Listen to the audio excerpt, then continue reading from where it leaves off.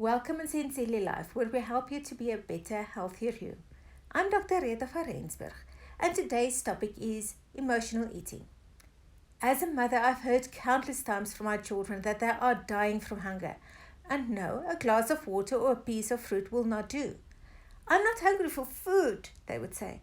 I'm hungry for candy or ice cream. Do you find yourself racing to the pantry or refrigerator when you are not hungry for food but feeling down or otherwise upset? Finding comfort in food is common, and it is part of a practice called emotional eating.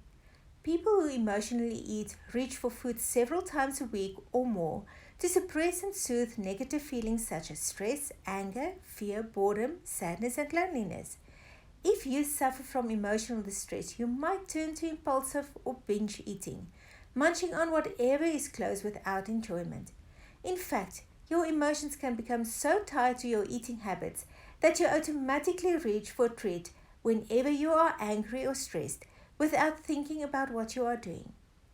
Food may also serve as a distraction. If you are fretting over a conflict or worried about an upcoming event, for example, you might focus on eating comfort food instead of dealing with the painful situations. Emotional eating can also be a direct result of not being conscious of what or why you are eating. This is called unconscious eating. Unconscious eating is when you are done with your meal and you keep on picking at it, slowly eating the leftover portion that you intended to leave behind. It can also be putting peanuts, chips, or any other food in your mouth just because it is in front of you. What causes someone to eat because of their emotions? Anything from health issues to relationship problems, work stress to financial worries may be the source of emotional eating. You may wonder now how to decide between emotional cues and true hunger cues. According to the Mayo Clinic, there are several differences that might help you to know what you are experiencing. To determine if you are craving food due to emotions or if your body is actually hungry, ask yourself the following. For physical hunger, are you experiencing distinct hunger such as a rumbling stomach, headache, irritability or fatigue? Did your hunger grow gradually, for example, between breakfast and lunch? Are you looking for food that is filling and are open to options to fill that hunger as opposed to a craving for a specific taste? And lastly, can you wait instead of just needing to eat immediately after you feel the desire to eat? For emotional hunger, ask yourself the following. Did your desire to eat come quickly and intensely, like an on-off switch? Are you open to suggestion? For example, a co-worker is going out for a coffee and a muffin, and suddenly both sounds good and you can't wait to have it. Does your hunger increase when certain emotions are felt, for example, when you are feeling stressed or guilty? Does your hunger take over and you can't think through food options?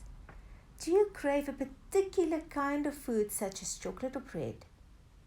And lastly, is a feeling of satisfaction hard to reach, which seems to be unrelated to how full or empty your stomach is? If your answer is yes to more questions under the emotional hunger list than under the physical hunger list, then you are not really hungry and you could benefit more from a self-soothing activity than from grabbing something to eat. So, if you are used to eating in response to emotional situations, what can you do instead?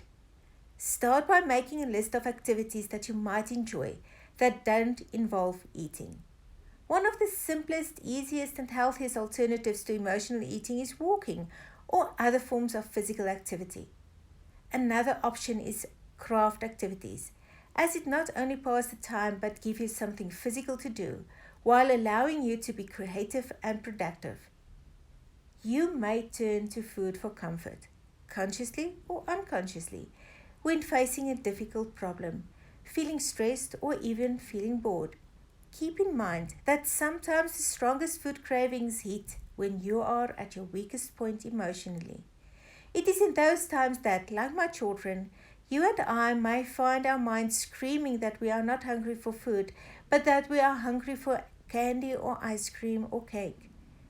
Like them, we need to learn to separate physical and emotional hunger, self regulate eating by eating mindfully, and paying attention to hunger signals. Take time to analyze your eating patterns. Learn more about normal eating versus emotional overeating, and develop new self help strategies to address both your emotional and physical relationships with food. We at Zenzile Life encourage you to practice saying no, not only to unhealthy foods, but also to emotionally charged situations that sabotage your efforts to develop better eating habits.